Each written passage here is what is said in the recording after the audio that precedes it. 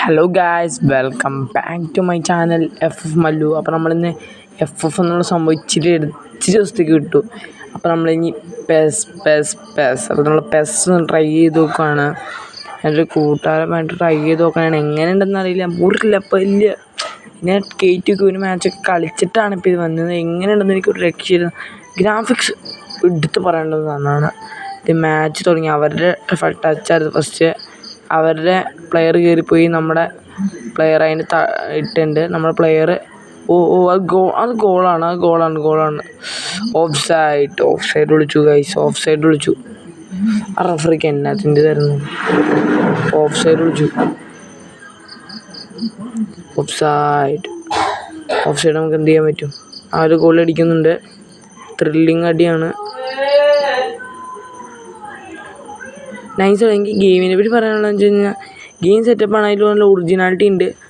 പക്ഷേ ഇതിൽ നിങ്ങൾക്ക് കണ്ടൊരു മനസ്സിലാവും ഏകദേശം ഒരു ഇച്ചിരിയുള്ള ചെറിയ പ്രശ്നം. ഞാൻ ലാസ്റ്റ് വീഡിയോയിലോട്ട് പറയാം. പെസ് ഇഷ്ടമുള്ളവർ കമൻറ്റ് ചെയ്ത് തരും. ഇനി പെസ്സിൽ വല്ല ട്രിക്കോ അങ്ങനെയുള്ളതൊക്കെ വേണ്ടവർ കമൻറ്റ് ചെയ്ത് തരാം കേട്ടോ. പെസ്സിൻ്റെ ഒരു അടിപൊളി കിട്ടിപ്പം വീഡിയോ വരുന്നുണ്ട്. ജസ്റ്റ് ലയണൽ മെസ്സി, എൻ്റെ മോനെ മെസ്സി അടിച്ചിട്ട് പുറത്തേട്ട് പോയി എന്ന് പറഞ്ഞാൽ ആ കളിക്കുന്ന പ്ലെയറിൻ്റെ കുഴപ്പമാണ്, അല്ലാതെ മെസ്സിയുടെ കുഴപ്പമില്ല.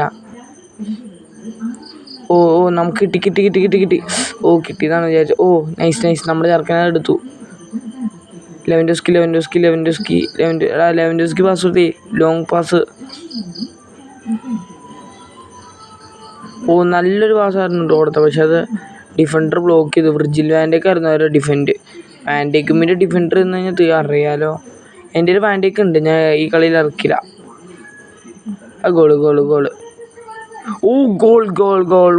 Goal celebration. മോനെ ഗ്രാഫിക്സ് വിത്ത് സെലിബ്രേഷൻ. നൈസ്. പക്ഷെ ലെവൻഡോസ്കിന് മാത്രം മുഖം അങ്ങനെ കറക്റ്റ് ആവുള്ള, പക്ഷേ സെറ്റാണ്. ഹാരിക്കെയിനൊക്കെ അവരുടെ ടീമിൽ ഉണ്ടായിട്ട് അവരൊരു ഗോൾ അടിച്ചില്ല എന്നുള്ളത്. ഞങ്ങളുടെ ഗോളിയൊക്കെ വലിയ ഇതിലാണ്. അപ്പോൾ നമ്മൾ മാച്ച് വീണ്ടും തുടങ്ങുവാണ്. ഈ മാച്ച് ഫുള്ളും നമ്മൾ എടുക്കുന്നില്ല, കാരണം വെച്ച് കഴിഞ്ഞാൽ മാച്ച് ഫുള്ള് എടുത്തു കഴിഞ്ഞാൽ വലിയ ലോങ് വീഡിയോ ആയി പോകും. ഒരു ഫുൾ മാച്ച് നമ്മൾ ഇടുന്നുണ്ട്, അത് പിന്നെ. Nice. Roberto Lewandowski pass. Lewandowski BPKയുടെ കയ്യിലാണ്. പുള്ളിയുടെ പേരെന്താണെന്ന് എനിക്കറിയില്ല, പക്ഷെ ഞാൻ പുള്ളിനെ BPK എന്ന് വിളിക്കണേ. നൈസ്. ഇച്ചിരി ലാഗ് ഉണ്ട് എന്നാലും ഗൈസ്.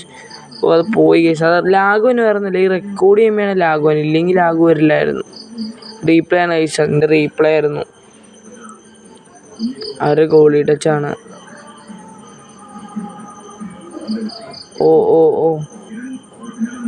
വിർജിൽ വാൻഡേക്ക് അല്ല, വേറെ ഏതോ ആണ്. ഇത് നമ്മുടെ പെയിൻ എടുക്കും. ഇത് പെട്ടെന്ന് ഞാനിങ്ങനെ എടുക്കണതിൻ്റെ വഴി ഞാൻ ഒരു സീക്രട്ടാണ്, അത് ഞാൻ പറയാം ഒരു ഷോർട്ട് വീഡിയോയിൽ.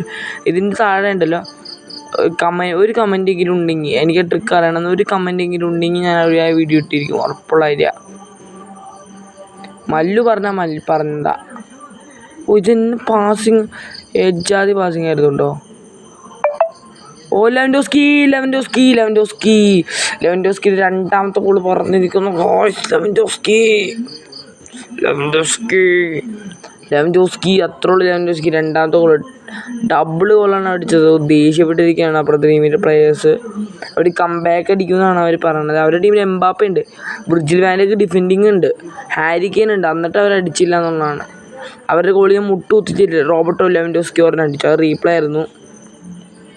അവർ വീണ്ടും ടച്ച് എടുക്കുവാണ്. 2 ഹാട്രിക് അടിക്കാൻ റോബർട്ടോ ലെവൻഡോസ്കിക്ക് ഒറ്റ ചാൻസും കൂടെ ഉള്ളൂ. ആ ചാൻസ് കളയരുത്.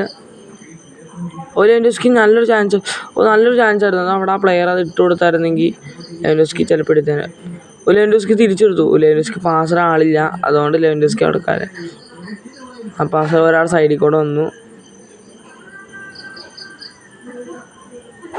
ഇവർ പഴയ പരിപാടി ആരംഭിച്ചു. ഇവർ പാസിങ്ങിലൂടെയാണ്.